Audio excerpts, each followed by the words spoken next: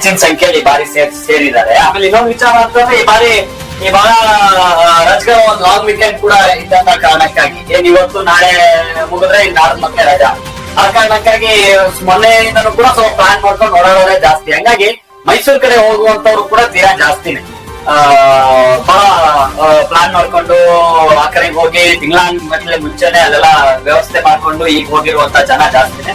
ಹಿಂಗಾಗಿನೇ ಈ ಬಾರಿ ಲಕ್ಷಾಂತರ ಮಂದಿ ಈ ಕಾರ್ಯಕ್ರಮದಲ್ಲಿ ಭಾಗಿಯಾಗ್ತಾ ಇದ್ದಾರೆ ಜಂಬೂ ಸವಾರಿಯ ಈ ಒಂದು ಉತ್ಸವದಲ್ಲಿ. ಆಮೇಲೆ ಇನ್ನೊಂದು ವಿಚಾರ ಅಂದ್ರೆ ಈ ಇತಿಹಾಸದಲ್ಲಿ ಬಹಳ ಇತಿಹಾಸಕಾರರೆಲ್ಲ ಭಾರತಕ್ಕೆ ಬಂದಿದ್ದು, ಕರ್ನಾಟಕಕ್ಕೆ ಬಂದಿದ್ದು ಬಹಳಷ್ಟು ವಿಚಾರ ಉಲ್ಲೇಖ ಮಾಡಿದ್ದಾರೆ.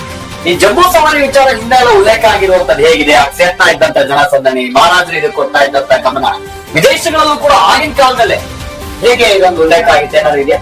ಮೈಸೂರು ದಸರಾದ ಬಗ್ಗೆ 1800 ಚಿಲ್ಲರೆ ಇಸ್ವಿಯಿಂದಾನೇ ನಾವು ಶುರು ಮಾಡಬಹುದು. ಈ ಕಮಿಷನರ್ ಆಡಳಿತದಿಂದ ಕೂಡ ಅವ್ರು ವಿಶೇಷವಾಗಿ ಬ್ರಿಟಿಷ್ ದರ್ಬಾರ್ ಅಂತಾನೆ ಮಾಡಿಸ್ಕೊಳ್ತಾ ಇದ್ರು ಅರಮನೆ ಒಳಗಡೆ. ಆ ಕಾಲದಿಂದನೂ ಅರಮನೆ ಮ್ಯಾನ್ಯುವಲ್ಸ್ ಅಲ್ಲಿ ಹೇಗೆ ದಸರಾ ನಡೀತಿತ್ತು ಅನ್ನೋದ್ರ ಬಗ್ಗೆ ಪ್ರತಿಯೊಂದು ಉಲ್ಲೇಖ ಇದೆ. ಇದರದ್ದು ಪ್ರತಿರೂಪನೂ ಕೂಡ ಯುರೋಪ್ ನಲ್ಲಿ ಪ್ರಚಲಿತದಲ್ಲಿತ್ತು. ಯುರೋಪ್ ನಲ್ಲೂ ಕೂಡ ದಸರಾ ಬಗ್ಗೆ ಸಾಕಷ್ಟು ಚರ್ಚೆಗಳಾಗ್ತಿದ್ವು, ಅಲ್ಲಿಂದ ಜನಗಳು ಬರ್ತಿದ್ರು. ಆ ಕಾಲದಲ್ಲಿ 1840, 50, 60ರ ಕಾಲಘಟ್ಟದಲ್ಲೇ ಬಂದು ದಸರಾ ನೋಡುತ್ತಿದ್ದಂತ ದಾಖಲೆಗಳು ಕೂಡ ನಮಗೆ ಅರಮನೆ ಪತ್ರಾಗಾರ ಇಲಾಖೆ ದಾಖಲೆಗಳಲ್ಲಿ ಲಭ್ಯ ಇದೆ.